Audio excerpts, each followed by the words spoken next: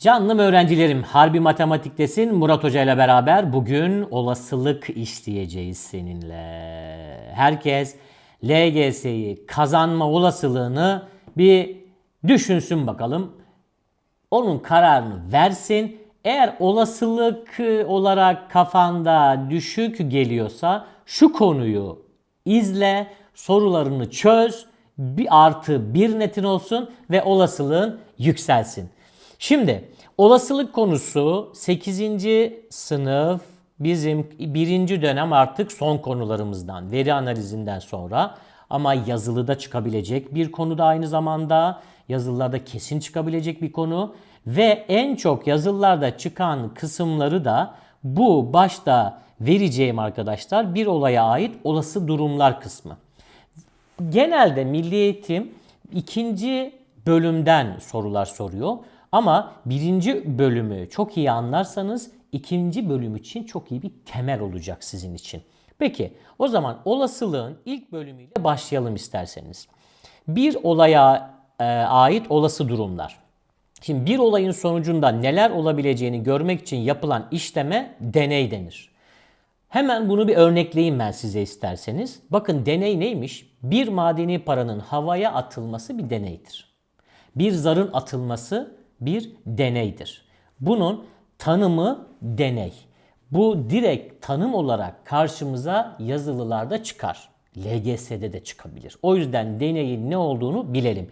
Bir olayın sonucunda neler olabileceğini görmek için yapılan işleme, yapılan eyleme deney diyoruz. Peki bir deneyde elde edilen tüm sonuçlara çıktı.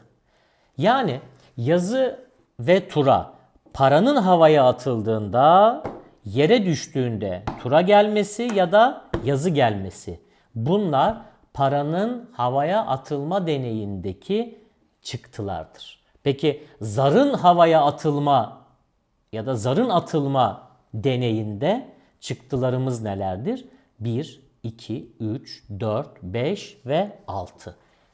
Dolayısıyla çıktı ise deney yapıldıktan sonra olabilecek tüm olası durumlar. Peki bir deneyde gerçekleşmesi beklenen sonuçlara olay denir. Paranın üst yüzüne yazı gelmesi bir olaydır. Bu olayı bizden isteyecek.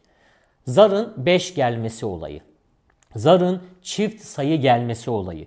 Paranın tura gelmesi olayı. Olay da anlaşıldı. Peki şimdi bu deneyden, çıktılardan ve olaydan sonra şöyle olası durumları inceleyelim sizinle. Bir deneyde çıkabilecek tüm sonuçlara olası durumlar diyoruz.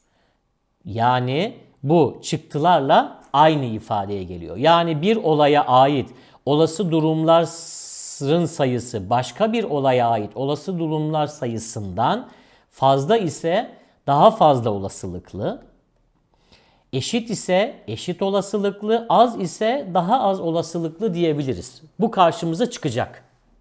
Şu anda yapacağımız ilk bölümün ilk kısmı. 3 kırmızı ve 4 mavi topun olduğu torbadan seçilecek bir topun kırmızı olma olasılığı mavi olma olasılığından daha azdır. Bunu topların sayısını saymaktan daha başka bir açıklaması yok. Hocam o zaman daha az sayıda olan daha az olası. Evet, daha az sayıda olan daha az olasılıklı. Yani şu gördüğünüz torbadan kırmızı top gelme olasılığı mavi gelme olasılığından daha azdır. Çekilebilecek ifadeler, örneğin yazı turada parayı attığımızda yazı gelme olasılığıyla tura gelme olasılığı eşittir. Çünkü bir tane yazı gelme olasılığı var, bir tane tura gelme olasılığı var. Peki bunun incelemesini şimdi sizinle yapacağız. Şu anda ne öğrendik? Deney öğrendik, çıktı öğrendik, olay öğrendik, olası durumları öğrendik. Bir de daha fazla olasılıklı, daha az olasılıklı ve eşit olasılıklı durumları öğrendik. Şimdi diyor ki dondurucu kelimesinin her bir harfi aynı özelliklere sahip kağıt parçalarına yazılarak bu kağıtlar bir torbaya atılıyor. Torbadan rastgele bir kağıt alma deneyi sonucunda, bakın buradaki deneyimiz torbadan rastgele bir kağıt almak. Oradaki eylemimiz kağıdı almak. Sonucunda elde edilebilecek olası durumları belirleyiniz. Buradaki olası durumlarımız neler arkadaşlar? D gelme, O gelmesi, N gelmesi, U gelmesi, R ve C gelmesi. Buradaki harflerin teker teker çıkması bunun olası durumları.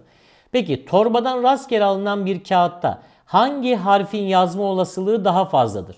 Ne demiştik? Daha fazla olasılık ve daha az olasılıkta buradaki U harfi 1, 2, 3 tane olduğu için buradaki U harfi arkadaşlar daha fazla yazma olasılığına sahip olan harftir. Eşit olasılıkları sormuş mu? Bakalım. Torbadan rastgele alınan bir kağıtta hangi harflerin yazma olasılıkları eşittir? Hangi harfler? Bu D harfinden 2 tane var. Şöyle yazalım arkadaşlar. D harfinden 2 tane var. U harfinden 3 tane var. O harfinden 1 tane var. Nide'den 1 tane var. Ve başka dondurucu R var, R. R'den de 1 tane var. Peki bir de C'den de 1 tane var.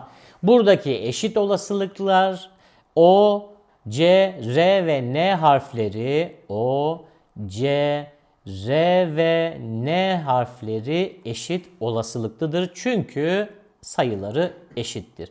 İşte ilk kısım bu kadar arkadaşlar. Bunları bilmeniz sizin için yeterli olacaktır. Bakalım basit bir olayın olma olasılığında ne göreceğiz? Olasılık konusu sizin kötü günde dostunuz olacak arkadaşlar. Kötü gün dostu. Bunu unutmayın. Bu sözü bilmiyorsanız kötü günde dost sözünü, diğer sözü ben size söyleyeyim isterseniz. Yaşlı günde yar yaşlıdır, yaman günde yetiş kardeş. Sözü bil. Evet. Buradan da Gibi ekibine bir selam göndermiş olalım. İlk kana, Gibimiz ilk kanımız. Basit bir olayın olma olasılığı. Bir olayda bakın arkadaşlar her bir çıktının olasılıkları eşit ise bu olaya eş olasılıklı olay denir. Bunu söylemiştik size. Bakın bir zar atıldığında üst yüzüne 5 gelme olasılığını inceleyelim. Deneyin çıktıları 1, 2, 3, 4, 5, 6. Bunu bir önceki bölümde söyledik. Çıktıları tamamı. Bu çıktıların her biri de bir olaydır. Bu deneyde 6 tane olası durum vardır. Burası da tamam. Zarın üst yüzünde 5'in olması 6 olması durumundan 6 olası durumdan bir tanesidir. Şimdi zarın üst yüzünde 1 olabilir, 2 olabilir, 3 olabilir, 4 ve 5 olabilir ve 6 olabilir. İşte 6 olası durumun incelediğimizde 1 gelme olayı bir olası durumdur. 2 gelme olayı bir olası durumdur. Bahsettiğimiz bu. Zarın üst yüzüne 5 sayısının gelmesi olayının olasılığı 1 bölü 6'dır. İşte önemli kısma geldik. Bunu nasıl tanımlıyoruz arkadaşlar? Bakın bunu tanımlama şeklimiz şurası. Bir A olayının çıktı sayısının tüm çıktıların sayısına oranına A olayının olma olasılığı denir. Şimdi boş verin A olayını, B olayını. Buradaki sizin tanımınız, sizin kodlamanız şu olacak. Bir olasılık kesinlikle üst tarafa bir kesir olarak gösterilecekse istenen olay, şuraya istenen diyelim arkadaşlar. Bakın burası istenen. Alt tarafta tüm durum. Bir olasılık kesirle ifade edilecek. Üst tarafa isteneni yazacaksınız. Alt tarafa tüm durumu yazacaksınız. Peki o zaman bu kesirler acaba olasılıkta hangi iki sayı arasında olacak? İmkansız olay sıfır ile ifade edilir. Kesin olay ise 1 ile ifade edilir. O zaman olasılığımız 0 ile 1 arasında bir değere sahip olacak. Yani olasılık basit kesir çıkacak. Eğer yanlışlıkla soruyu bileşik kesir, tam sayılı kesir, vs bulduysanız yanlış. Olasılık kesinlikle basit kesir olacak. Ama imkansızı soruyorsa 0, kesini soruyorsa 1. Bir olayın olma olasılığı imkansızsa 0, kesinse 1 dedik. 1 ile 0 arasında bu olasılıklar olur dedik. Peki bir olayın olma olasılığı ile olmama olasılığının toplamı 1'dir. Bunu biraz açalım isterseniz. Bakın bu çok önemli. Neden? Şöyle bir örnekle açayım size bunu. Yazı turu atıldığında Paranın yazı gelme olasılığı 1 bölü 2. Çünkü yazı ve tura gelme olasılığı alt tarafa yazılıyor tüm olay. Yazı gelme olasılığı üst tarafa yazılıyor bir istenen olay. Peki tura gelme olasılığı yine aynı şekilde alt tarafa tüm olay yazılıyor. Üst tarafa tura gelme olasılığı yazılıyor. Bakınız yazı gelme olasılığı 1 bölü 2. Tura gelme olasılığı 1 bölü 2. O zaman totalde 2 bölü 2 yani 1 olmuş oluyor. Şimdi bakın burada o zaman şöyle değerlendirelim. Şurası yazı gelme olasılığıydı ya.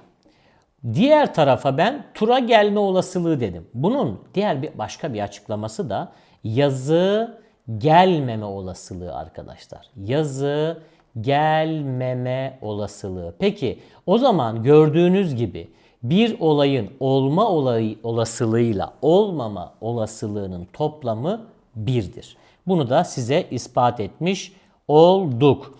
Şimdi şöyle bir sorumuz var. Bir torbada özdeş 3 kırmızı, şunları bir silelim kafa karışmasın. 3 kırmızı 6 mavi top vardır. Torbadan rastgele çekilen bir topun mavi olma olasılığını bulalım. Şimdi bu soruda olasılığımızı biz nasıl tanımlamıştık? Üst tarafa istenen durumu yazıyoruz. Alt tarafa tüm durumu yazıyoruz. Peki istenen durum mavi gelme olasılığı işte 6. Tüm durum mavi ve kırmızı topların tamamı 9. O zaman cevabımız 6 bölü 9. Neden 2 bölü 3 demiş? Çünkü şıklarda hep en sade hali gelecektir. Her iki tarafı da 2 ile sadeleştirmiş. Peki şöyle birkaç örnekle konumuzu taclandıralım bence. Bir torbada özdeş 5 siyah ve 4 beyaz top vardır. Bu torbadan rastgele çekilen bir topun siyah olma olasılığını inceleyelim demiş. Peki siyah olmayı soruyor. Hemen şunu bir yazalım. Üst tarafa siyah istiyor. O zaman alt tarafa tüm olasılığı yazacağız. Yazalım. Siyah olma olasılığı kaç tane siyahımız var? 5. Tüm olasılık ne? 5 siyah, 4 beyaz top vardı. Hop 9. Cevabımız 5 bölü 9. Eş büyüklükteki 8 karta 1'den 8'e kadar sayılar yazılmış ve torbaya konulmuş. Torbadan rastgele çekilen bir kartta yazan sayının asal olma olasılığını. Hemen şunu yapıyorsunuz. Asal sayıları seçelim buradan. 1, 2 asaldır, 3 asaldır, 5 asaldır ve 7 asaldır. Yani bizim adetimiz 4 tane asal sayımız var. Tüm sayılar kaç taneydi? 8 taneydi. 4 bölü 8'den 1 bölü 2. Eskişehir ismindeki harfler eş büyüklükteki kartlara yazılarak bir torbaya konuluyor. Torbadan rastgele bir kart çekildiğinde kartta yazan harfin M olma olasılığı. M olma olasılığı olmaz arkadaşlar. Neden? Çünkü Eskişehir kelimesinde M harfi yok. Dolayısıyla bunun olasılığı ne olacak? 0 olacak. Yani imkansız olay. Peki sorularımıza devam edelim. Sevgili arkadaşlar, hangi sorumuz var sırada? Onu bir görelim önce. Şöyle, evet. Olası durumlar sorularımız. Bir torbaya 1'den 13'e kadar özdeş toplar koyulmuş. Bakınız burada bir çuvala. Ve bu özdeş toplarla ilgili sorular sorulmuş. Birinci soru. Ahmet'in çektiği topun üstündeki sayının 8 olma olasılığı. Şimdi Ahmet'in çektiği topta buradaki top sayısı istenen durum 8 topuna bakıyoruz. Bir tane var. Üst tarafa 1 yazıyorum. Tüm durum kaç? 13 tane var. 1 bölü 13. İkinci sorumuza geçelim arkadaşlar. Yine aynı torba ile ilgili sorularımız. Ahmet'in çektiği topun üstündeki sayının 6'dan büyük olma olasılığı. Burada bir şey söyleyeceğim size. Bunları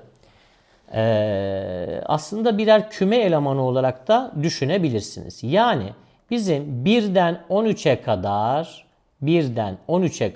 13 elemanlı bir kümemiz var alt tarafta.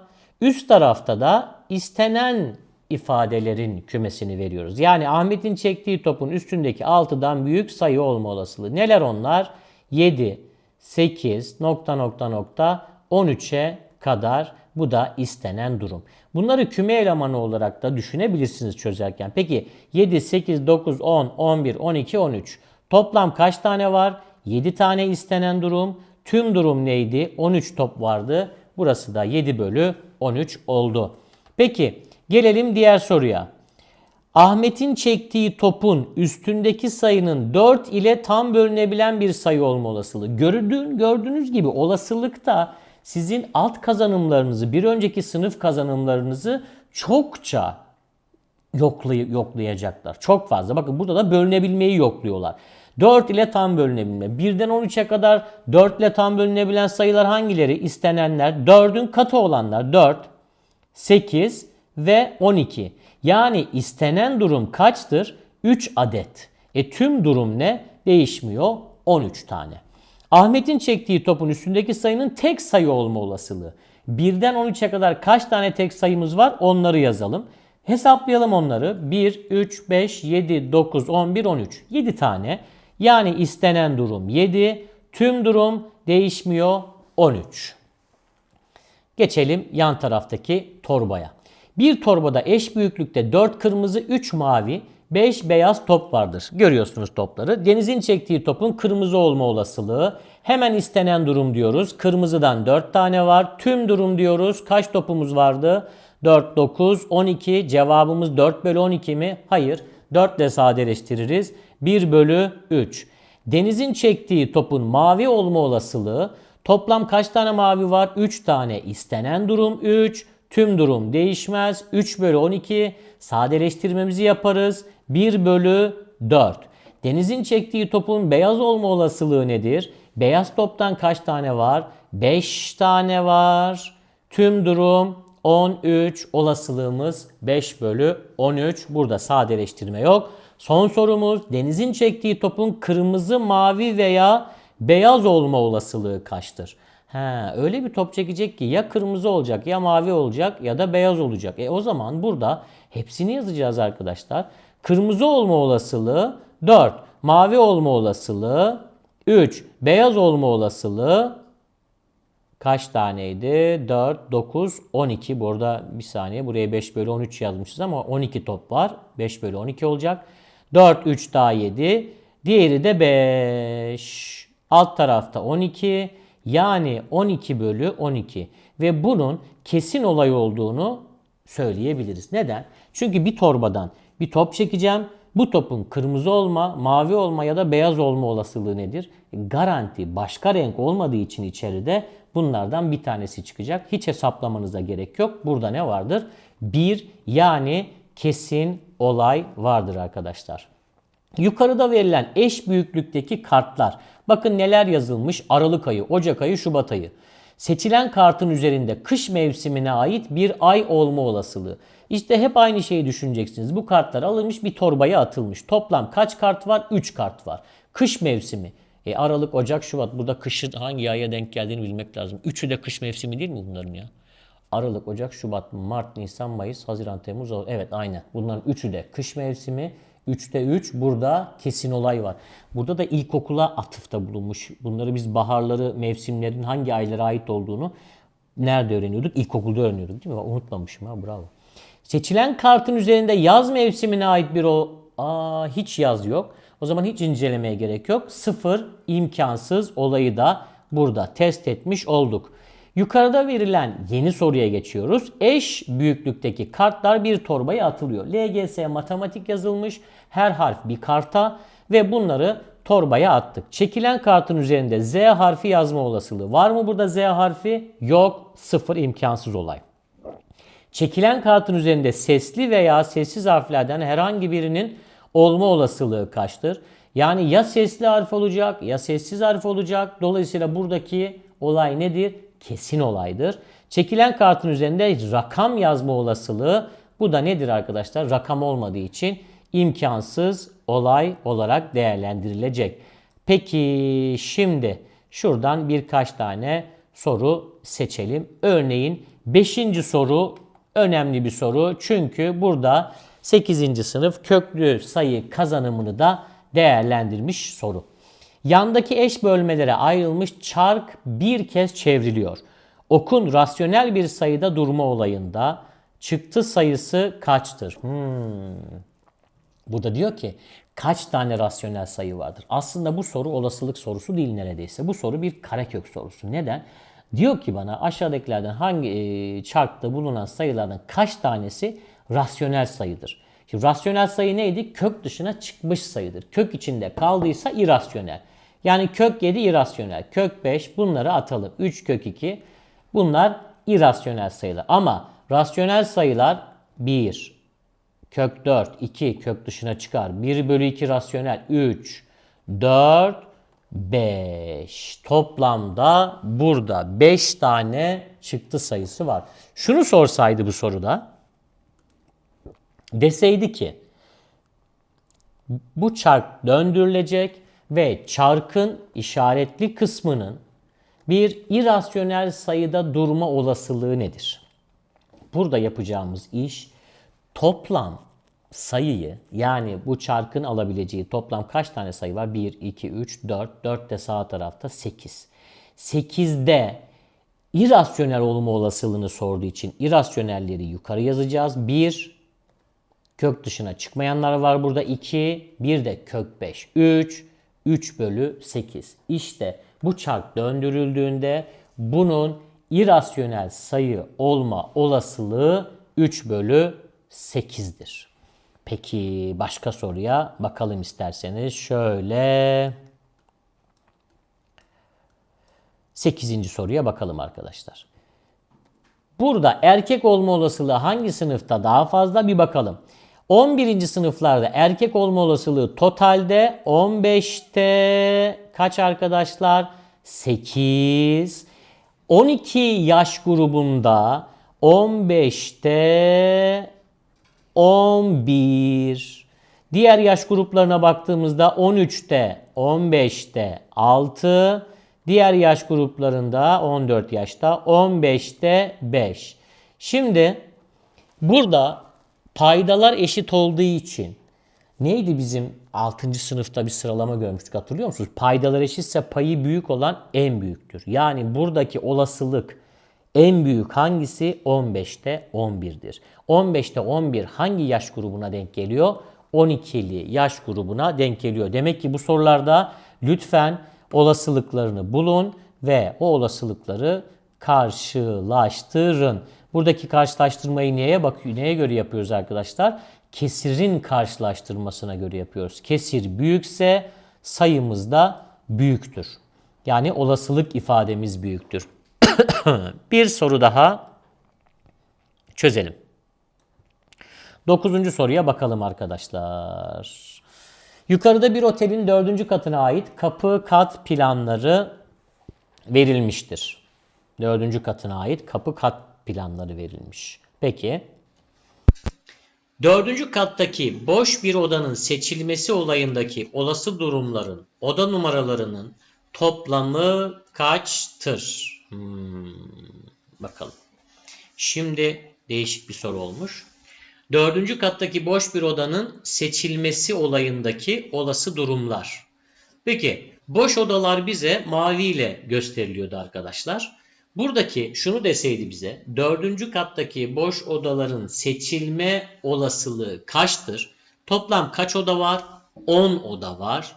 Bu 10 odada boş odalar kaç tane? 1, 2, 3, 4, 5, 6. Cevabımız ne olurdu? 6 bölü 10. Sadeleştirirdik bunu. 3 bölü 5 olurdu arkadaşlar. Peki ama bize sorulan ne? Boşların oda numaralarını topla diyor. Bu kadar. Bakın 4. kattaki boş bir odanın seçilmesi olayındaki olası durumların oda numaralarının toplamı. Boşları toplayacağız. Yani 41, 43, 47, 42, 44 ve 48'i toplayacağız. İsterseniz burada toplam 6 tane vardı. Hepsini 40 ile çarpsak 6 kere 40, 240 olur arkadaşlar. Sonra yanındaki sayıları toplayalım. 8, 4 daha 12, 2 daha 14, 7 daha 21, 3 daha 24, 1 daha 25. 240'a 25 eklediğimizde olası durumların 265 olduğunu görüyoruz. Tablo ABCD fabrikalarında son 5 ayda meydana gelen iş kazası sayıları. Yukarıdaki tabloya göre hangi fabrikada iş kazası olma riski en azdır? Burada sorulan ne biliyor musunuz? A fabrikasında bakın Ocak, Şubat, Mart, Nisan ve Mayıs aylarındaki iş kazaları verilmiş. Bunların hepsini topla diyor. En az iş kazası hangi fabrikadaysa cevap odur diyor. Peki toplayalım. 10, 18, 20, 30. A fabrikasında 30. B fabrikası 9, 7, 16, 5, 21, 22, 25. Peki.